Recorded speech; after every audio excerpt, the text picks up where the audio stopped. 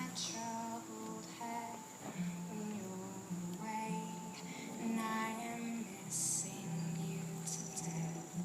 When you are out there on the road for several weeks of shows, and when you knew the radio, I hope this song will guide you home. They will see us waving from such great heights. Come down now, they'll say, that everything looks perfect from far away. Come down now, we'll stay.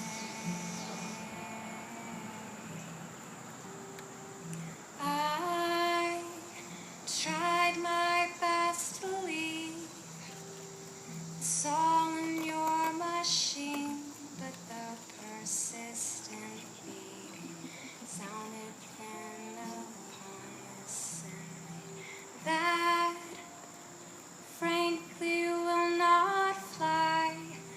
You will hear the shrillest highs and lowest lows with the windows down.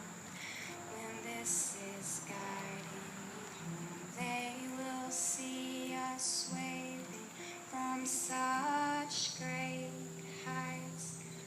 Come down now, they'll say.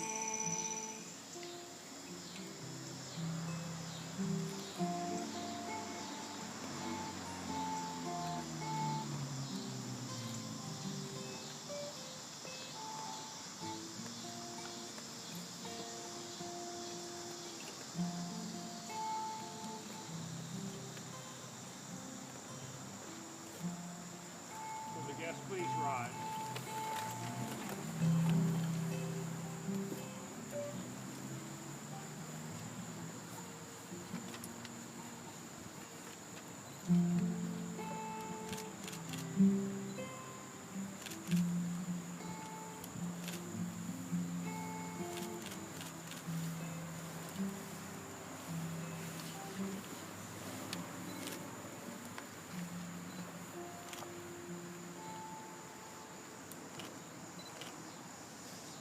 In Ecclesiastes, the teacher writes, "To everything there is a season, and a time for every purpose under heaven."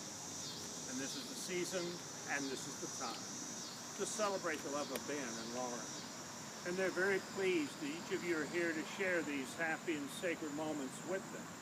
And they're prayerful that the blessing of God will be upon us as we assemble here. The guests may be seated.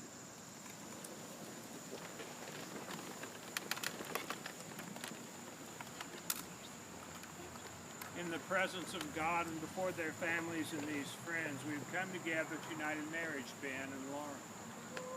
We come together not to mark the start of a relationship, but to recognize a bond that already exists. This marriage is one expression of the many varieties of love. Love is one, although its expressions are infinite. It's fitting to speak briefly about love.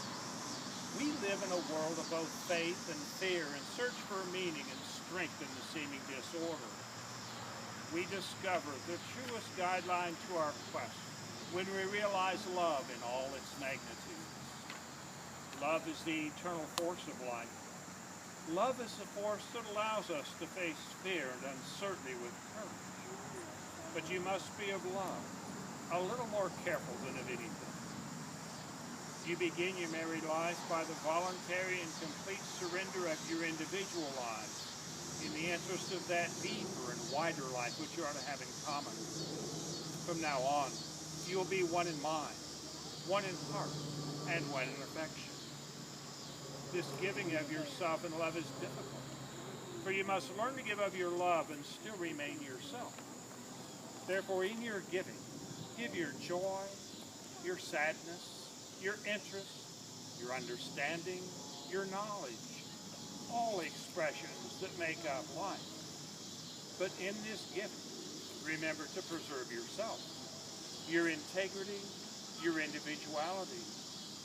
This paradox of becoming one while remaining two is the challenge of love within marriage. A wedding is that occasion when a man and a woman publicly proclaim their love and declare their commitment to one another. By its very nature, it's both a solemn and a happy event. For some of us gathered here, this ceremony will prompt a flood of memories. For others of us, it will set in motion dreams and aspirations. For all of us, it will be sharing in a most intimate and love-filled moment in the lives of two people that we know and love. For you, Ben and Lauren, this ceremony is an act of participation in what you believe to be God's will for your lives.